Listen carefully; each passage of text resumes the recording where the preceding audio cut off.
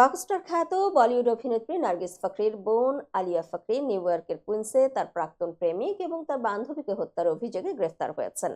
ভারতীয় সংবাদ মাধ্যম এনডিটিভি মঙ্গলবার জানিয়েছে 2 নভেম্বর ভোরে এই মর্মান্তিক ঘটনাটি ঘটে। বিস্তারিত জুনায়েদ আহমেদ সৈকতের ডেস্ক রিপোর্টে।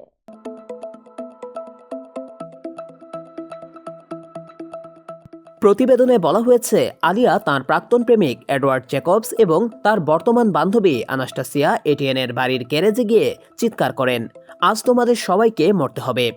কিছুক্ষণ পরেই বাড়িতে আগুন লেগে যায়। প্রতিবেশীদের একজন ঘটনাস্থলে উপস্থিত হলে দেখেন বাড়ি দাউ দাউ করে জ্বলছে।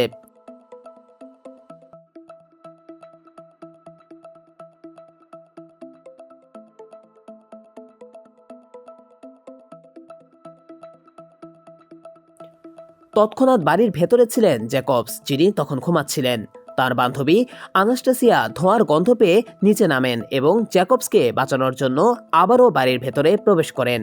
কিন্তু অতিরিক্ত তাপ ও ধোঁয়ার কারণে তারা উভয়ই ভেতরে আটকা পড়ে মারা যান।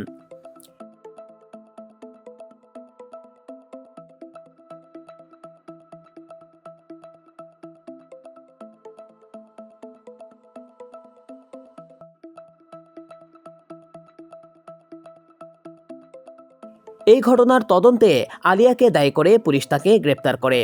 জানা গেছে, আলিয়া ক্ষুব্ধ ছিলেন কারণ 1 বছর আগে জ্যাকবস তার সঙ্গে সম্পর্ক ছিন্ন করেছিলেন।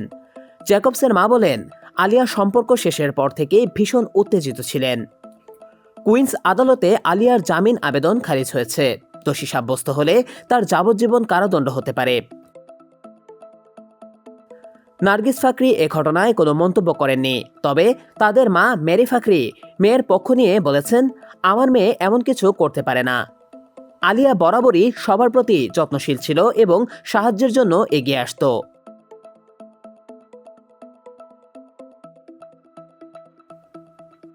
নার্গিস এবং আলিয়া উভয়ের জন্ম নিউ ইয়র্কের কুইন্সে।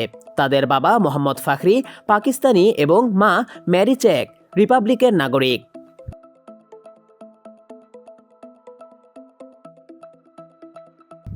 ম্যারি নিজেও একজন পুলিশ অফিসার ছিলেন।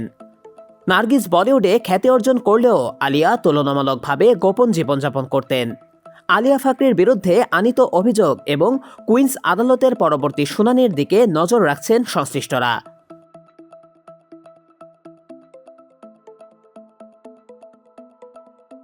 ঘটনাটি নিউ ইয়র্ক ও ভারত উভয় স্থানে ব্যাপক আলোড়ন তুলেছে।